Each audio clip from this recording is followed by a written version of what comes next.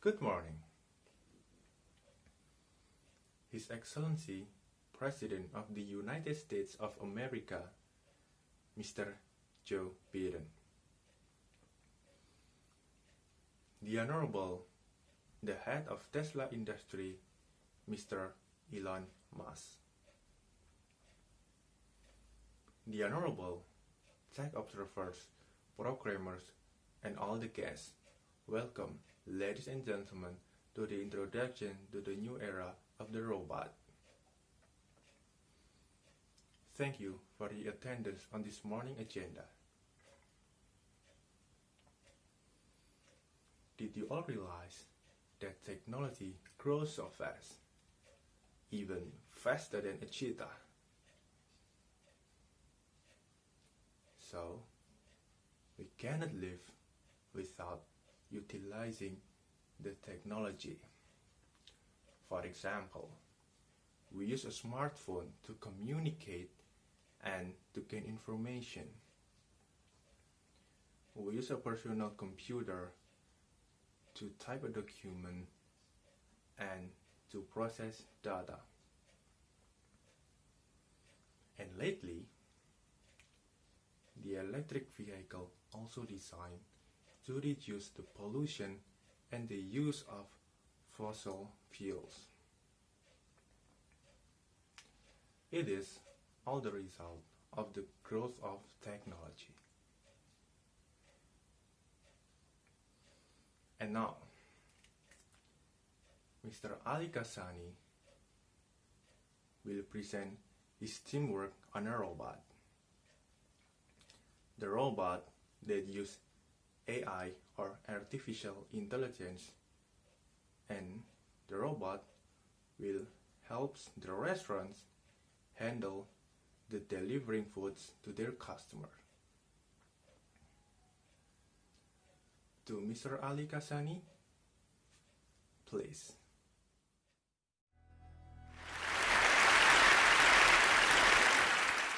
Food delivery. It's the thing that saves millennials from starvation. By my calculations, Americans order over 20 million restaurant deliveries every single day. Over half of these deliveries are actually within walking distance, but 9 out of 10 are delivered in cars. So basically, we are moving a 2-pound burrito in a 2-ton car 20 million times a day. The energy to bring you that burrito is actually bringing you a 2-ton metal cage with heated seats. Let's be honest, we are addicted to our cars. Did you know that in America, for every car, there are 4 parking spots? In some downtowns, over half of the real estate is for cars. We have designed our cities around our cars because we drive whether we're going 2 miles or 200 miles, solo or with our whole family. We get into the same SUV to go buy coffee or a coffee table. If we could free up some of these streets and parking lots, we could build more housing, more social spaces, more parks. But to do that, first, we need to rethink how we are using cars today. In the city of the future, if you want to go 5 blocks, you summon a bike or a scooter. If you're in a rush, a passenger drone would pick you up. And if you need food, no need to have someone drive over. The food will make its way to you. Let's go back to those 20 million a day restaurant deliveries. If we could get these deliveries off the road, we could reduce the need for as many as 1.5 million cars just in the US. That's twice the size of San Francisco. Now, think of the impact this could have on cities like Delhi or my birth city of Tehran, where car pollution is killing thousands of people every year. So, how do we get some of these deliveries off the road?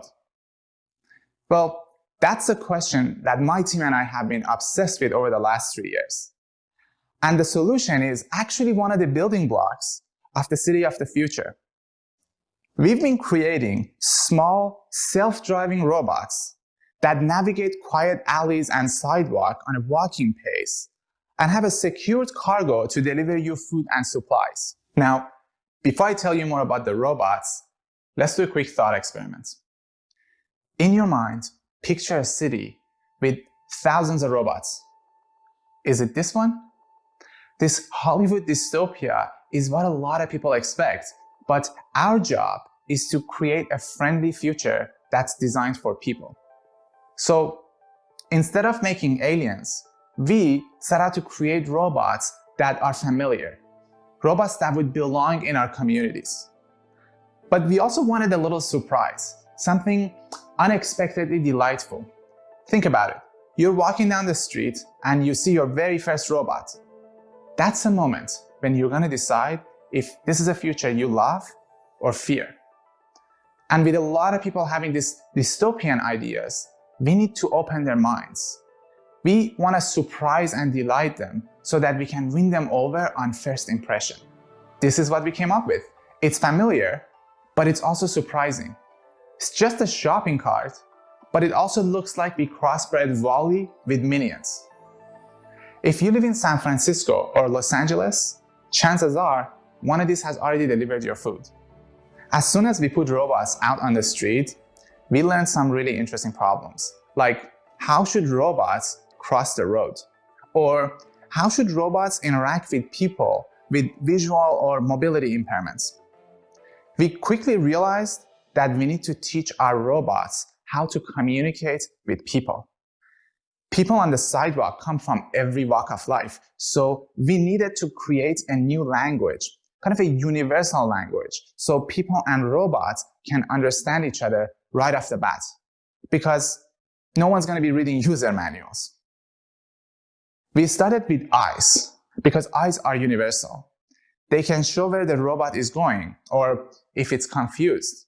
Plus, eyes make robots more human. We also used sound. For example, we created this running sound with frequent gaps so that people with visual impairment could locate their robot using the Doppler effect. But it turned out these were not enough. At intersections, cars would cut in front of our robots. Drivers were getting confused sometimes because robots would take too long before they started crossing. Even ordinary pedestrians were getting confused. Sometimes they couldn't figure out on which side to pass the robots because robots make a lot of small adjustments to their direction as they move. This actually sparked a new idea. What if we used movement to create a universal language? Like at intersections, robots would gently move forward before they start crossing to signal to drivers that it's their turn. If they see someone on a wheelchair, they yield by pointing themselves away from the sidewalk to signal that they're not going to move.